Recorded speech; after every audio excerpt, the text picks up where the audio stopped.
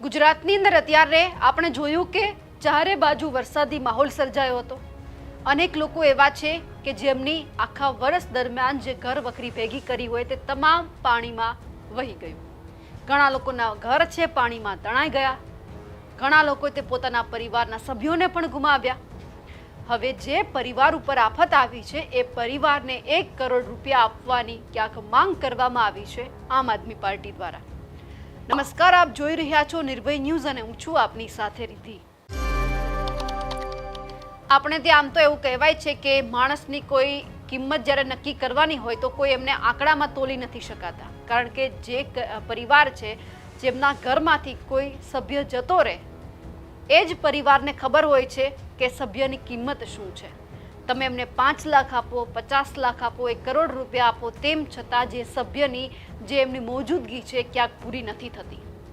સવાલ એટલા માટે આજે ઊભો કરી રહ્યા છીએ કારણ કે ગુજરાતમાં પૂરની પરિસ્થિતિ સર્જાઈ, ચારે બાજુ મેઘ તાંડવ થયું અને એ પછી ઘણા બધા લોકો એવા છે કે જેમની ઘર વખરી સંપૂર્ણ પાણીમાં વહી ગઈ। ઘણા લોકોએ પોતાના પરિવારજન પણ ગુમાવ્યા। હવે આ તમામ લોકોને સહાય રૂપે 1 કરોડ રૂપિયા આપવામાં આવે તેવી માંગ કરવામાં આવી છે। ઈશુદાન ગઢવી દ્વારા પત્ર લખવામાં આવ્યો છે મુખ્યમંત્રીને અને તેમણે બીજી શું માંગ કરી છે તેમની પણ ચર્ચા કરીએ।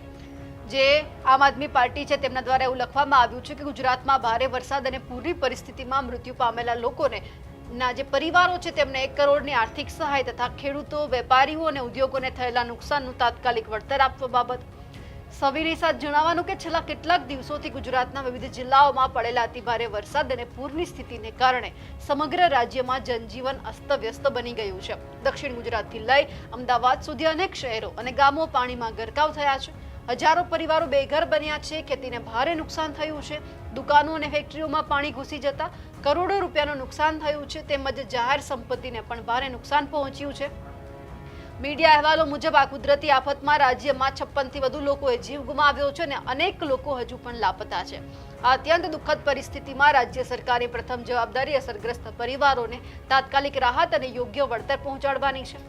સરકાર દ્વારા દર વર્ષે પ્રી મોન્સૂન કામગીરીના મોટા દાવાઓ કરવામાં આવે છે, પરંતુ થોડા કલાકોના ભારે વરસાદમાં જ શહેરો પાણીમાં ડૂબી જાય છે, નવા બનેલા રસ્તાઓ ધોવાઈ જાય છે અને ડ્રેનેજ વ્યવસ્થા સંપૂર્ણપણે નિષ્ફળ સાબિત થાય છે।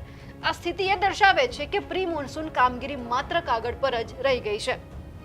અમદાવાદ, સુરત સહિત અનેક શહેરોમાં ટાઉન પ્લાનિંગ યોજનાઓમાં થયેલા ગેરઆયોજન અને ભ્રષ્ટાચારના કારણે કુદરતી પાણીના વહેણ અવરોધાયા છે, જેના પરિણામે કરોડો રૂપિયાના રહેણાંક વિસ્તારોમાં પણ પાણી ભરાઈ ગયા છે। આ સમગ્ર મામલે જવાબદારી નક્કી કરી દોષિત અધિકારીઓ અને જવાબદાર લોકો સામે કડક કાર્યવાહી કરવી અત્યંત જરૂરી છે। આથી આમ આદમી પાર્ટી તરફથી રાજ્ય સરકાર સમક્ષ નીચે મુજબની માંગણીઓ પણ કરવામાં આવી છે। પૂરની આફતમાં મૃત્યુ પામેલા દરેક વ્યક્તિના પરિવારને 1 કરોડની આર્થિક સહાય તાત્કાલિક જાહેર કરવામાં આવે। તમામ અસરગ્રસ્ત વિસ્તારોમાં યુદ્ધના ધોરણે સર્વે હાથ ધરીને ખેડૂતો, વેપારીઓ અને નાના ઉદ્યોગકારોને, ફેક્ટરી માલિકોને થયેલા નુકસાનનું યોગ્ય અને સમયબદ્ધ વળતર ચૂકવવામાં આવે। ઘર વખરી વાહનો અને રહેણાંક મકાનોને થયેલા નુકસાન માટે વિશેષ રાહત પેકેજ જાહેર કરવામાં આવે। પ્રી મોન્સૂન કામગીરીમાં થયેલી બેદરકારી અને ભ્રષ્ટાચારની ઉચ્ચ સ્તરીય સમયબદ્ધ અને સ્વતંત્ર તપાસ છે તે પણ કરવામાં આવે।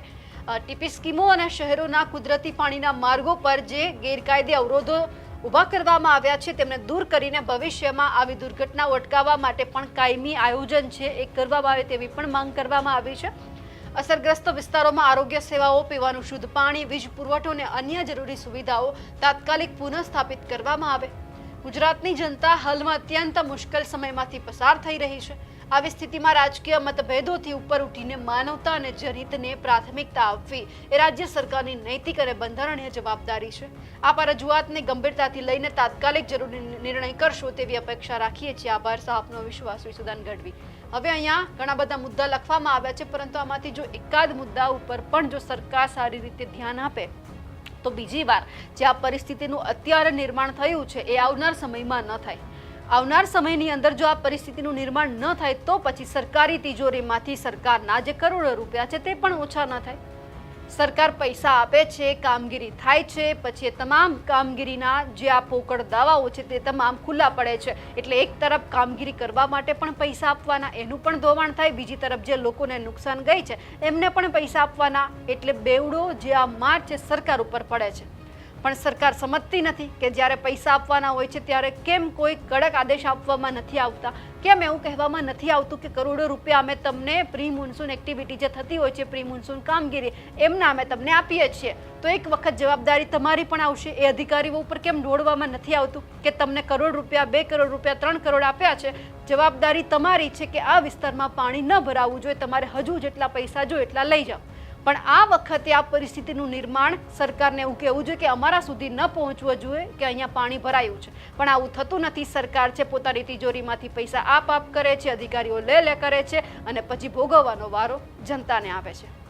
પછી જનતામાં કરે શું? માત્ર માંગણીઓ કરે, અને એ માંગણી એ આપણે જોયું છે કે 100%માંથી માંડ 10% પૂરી થાય છે. બાકી લોકોને કરવાનું શું? બધા કરવેરા ભરવાના અને પછી માર તો લોકોને જ ખાવાનું છે. એટલે સવાલ આજે સરકાર ઉપર પણ છે કે જ્યારે સરકારી તિજોરીમાંથી પૈસા આપવામાં આવે તો એક વખત એ પણ ચકાસવામાં આવે કે આ પૈસા સારી રીતે વપરાય છે, લોકોના હિતમાં વપરાય છે કે કેમ. તો પછી જે આ વિરોધ પક્ષ છે તમારી પાસે કરોડ રૂપિયા, 2 કરોડ રૂપિયાની માંગણી નહીં કરે. હવે સુદાન ગઢવીએ જે પત્ર લખ્યું છે મુખ્યમંત્રીને, જે રજૂઆત સરકારમાં કરવામાં આવી છે, એ જોવાનું છે કે સરકાર આમાંથી કેટલી સહમત થાય છે, કેટલા મુદ્દા ઉપર ધ્યાન આપે છે. અમારા અહેવાલને લઈને આપનું શું માનવું છે કમેન્ટ કરીને ચોક્કસથી જણાવજો. સાથે જ અમારી નિર્ભય ન્યૂઝ ચેનલને લાઇક, શેર અને સબસ્ક્રાઇબ કરવાનું ભૂલશો નહીં. નમસ્કાર.